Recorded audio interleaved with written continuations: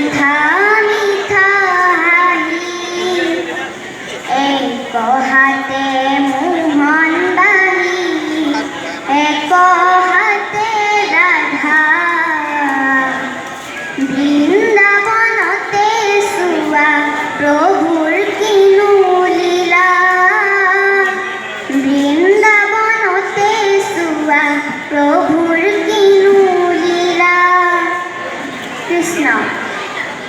দৰং জিলাৰ ঐতিহাসিক দিঘিৰ পাৰ শ্ৰী শ্ৰী হৰি মন্দিৰ পৰিচালনা সমিতিৰ লগতে শ্ৰী শ্ৰী কৃষ্ণ ৰাসোৎসৱ সমিতিৰ পৰম পূজ্যপাদ বিষয়ববীয়া আৰু কৰ্মকৰ্তাসকল শ্ৰদ্ধাৰ শিশু অনুষ্ঠানৰ উদ্বোধক মহোদয় দ্বিতীয়খন বৈকুণ্ঠপুৰীত পৰিণত হোৱা এই দিঘিৰ পাৰ ৰাসোৎসৱত উপস্থিত থকা আমাৰ পিতৃসম চিৰপূজ্য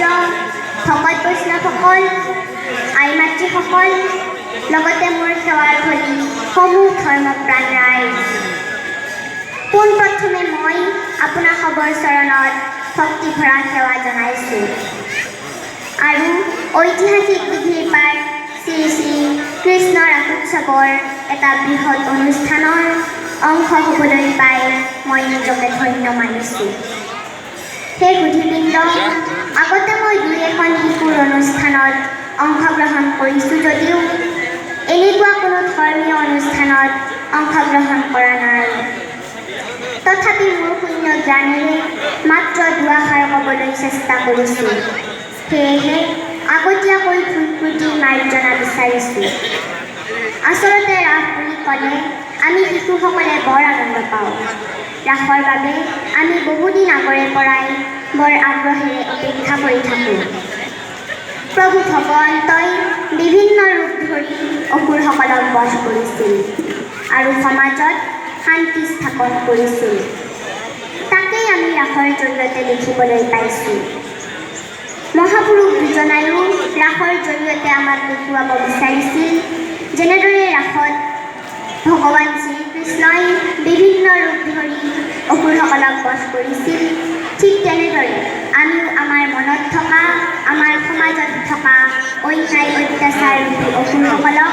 বধ কৰিব লাগিব তেতিয়াহে সমাজত শান্তি স্থাপন কৰিব পাৰিম শংকৰী সংস্কৃতিৰ পীঠস্থান মাজুলীত আজি মহাপুৰুষ দুজনাৰ যিসমূহ সৃষ্টি সেইসমূহক লৈ অতি উলহ মালহেৰে ৰাস উদযাপন কৰা হৈছে মাজুলীৰ প্ৰতিগৰাকী ব্যক্তিয়ে বৰগীত গাব জানে খোল বজাব জানে ভাওনাত অভিনয় কৰিব জানে তেওঁলোক আধ্যাত্মিক দিশতো আমাতকৈ বহুগুণেই আগবঢ়া